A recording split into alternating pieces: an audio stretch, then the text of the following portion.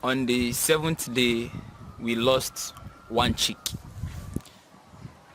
That's painful, right? Yeah. In today's farm diary session, I'm going to be sharing with you the activities that we engaged in on the 7th day and other things that happened in the broiler section, in order for you to learn one or two things you can apply in your farm. And the video is starting right now.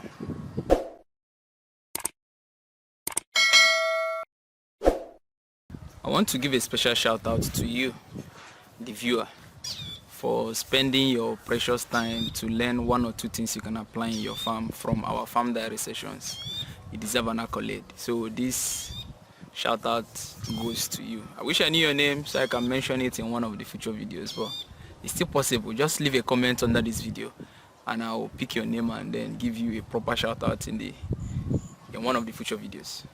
But for now, this shout out goes to you.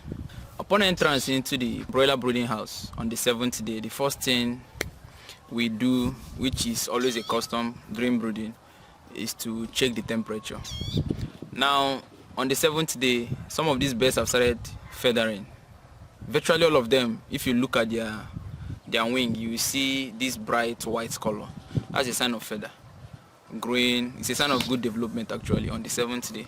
So we reduce the temperature a bit from between 32 to 33 degrees it was. We brought it down to between 29 to 30 degrees to conform with the adjustments that we are noticing.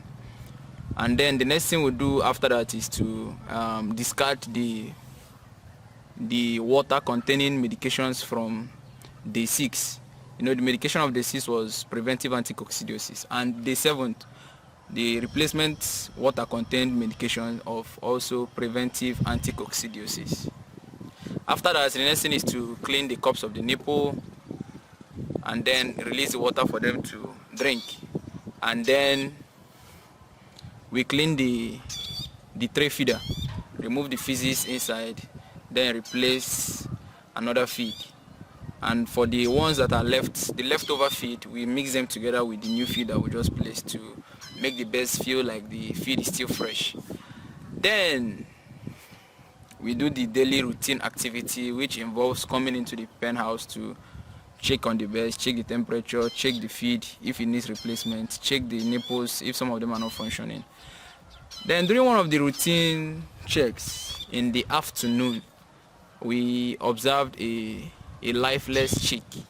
So upon close touch, it was dead.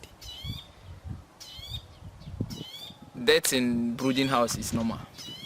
At least it's normal to losing up to 5% of your chicks. But once it exceeds 5%, then there is a serious problem. So with the dead chick, I had to do a postmortem. I opened the chick, checked. First of all, check for sign of any viral infection. Luckily enough, I didn't see any, because that's one of the worst things you want to see in your birds when they die.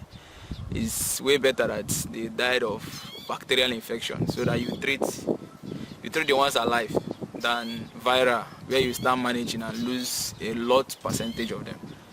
So upon postmortem, I didn't find anything, but I just checked for the viral issue, checked for gumboro, sign of gumboro, sign of Newcastle, and they were absent, which was good.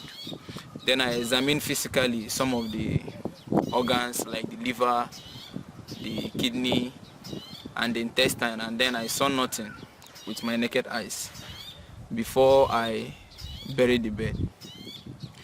So that was basically what we did on the 7th day. We lost the chick, we still did the normal, we changed the temperature, brought it down to 29 to 30 degrees, and also we did the normal routine check, routine farm practice on brooding chicks. How do you run your farm on the 7th day? Feel free to share with us in the comment section, and if you have any question, also feel free to ask it in the comment section. Make sure you are subscribed to this channel, and then see you on the 8th day.